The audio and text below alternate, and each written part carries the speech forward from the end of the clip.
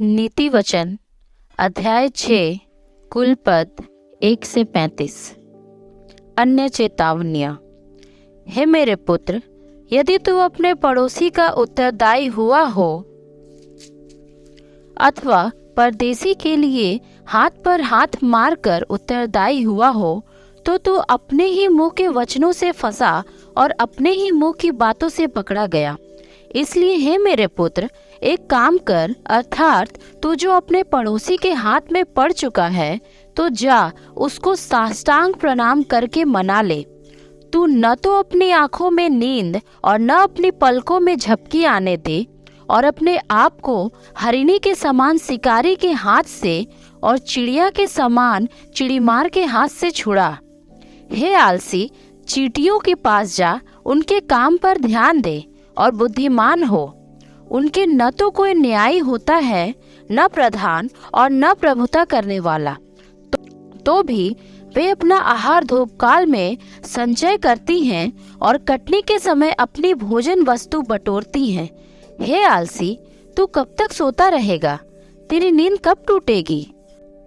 कुछ और सो लेना, थोड़ी सी नींद, एक और झपकी, थोड़ा और छाती पर हाथ रखे लेटे रहना, तब तेरा कंगालपन राह के लुटेरे के समान और तेरी घटी हथियार बंद के समान आ पड़ेगी। ओछे और अनर्थकारी को देखो, वह टेढ़ी टेढ़ी बातें बकता फिरता है। वह नैन से सैन और पांव से इशारा और अपनी अंगुलियों से संकेत करता है। उसके मन में उलटफेर की बातें रहती, वह लगातार बुराई गढ़ता है और रगड़ा झगड़ा उत्पन्न करता है। इस कारण उस पर विपत्ति अचानक आ पड़ेगी। वह पल भर में ऐसा नष्ट हो जाएगा कि बचने का कोई उपाय न रहेगा।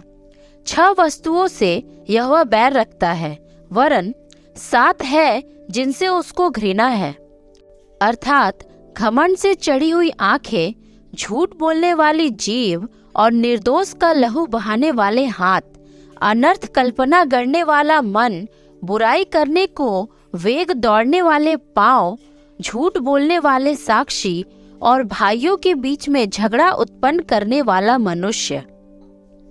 व्यभिचार के विरुद्ध चेतावनी।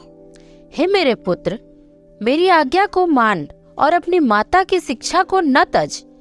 इनको अपने हृदय में सदा गांठ बांधे रख और अपने गले का हार बना ले। वह तेरे चलने में तेरी अगुवाई और सोते समय तेरी रक्षा और जागते समय तुझसे बातें करेगी। आज्ञा तो दीपक है और शिक्षा ज्योति, और सिखाने वाले की डांट जीवन का मार्ग है, ताकि तुझको बुरी स्त्री से बचाए और पराई स्त्री की चिकनी चुपड़ी बातों से बचाए। उसकी सुंदरता देखकर अपने मन में उसकी अभिलाषा न कर, वह तुझे अपने कटाक्ष से फंसाने न पाए, क्योंकि वैश्यागमन के कारण मनुष्य टुकड़ों का भिखारी हो जाता है, परंतु व्यभिचारिणी अनमोल जीवन का अहेर कर लेती है।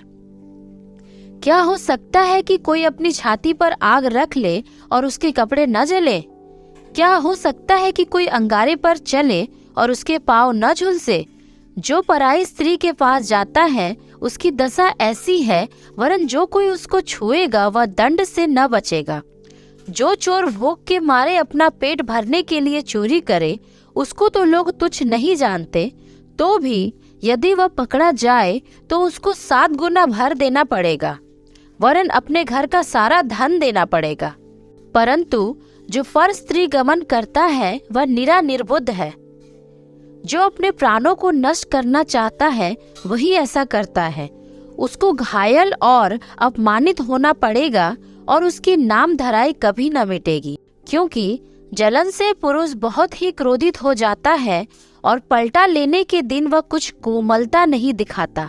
वह घूस पर दृष्टि न करेगा और चाहे तू उसको बहुत कुछ दे तो भी वह न मानेगा। आमीन।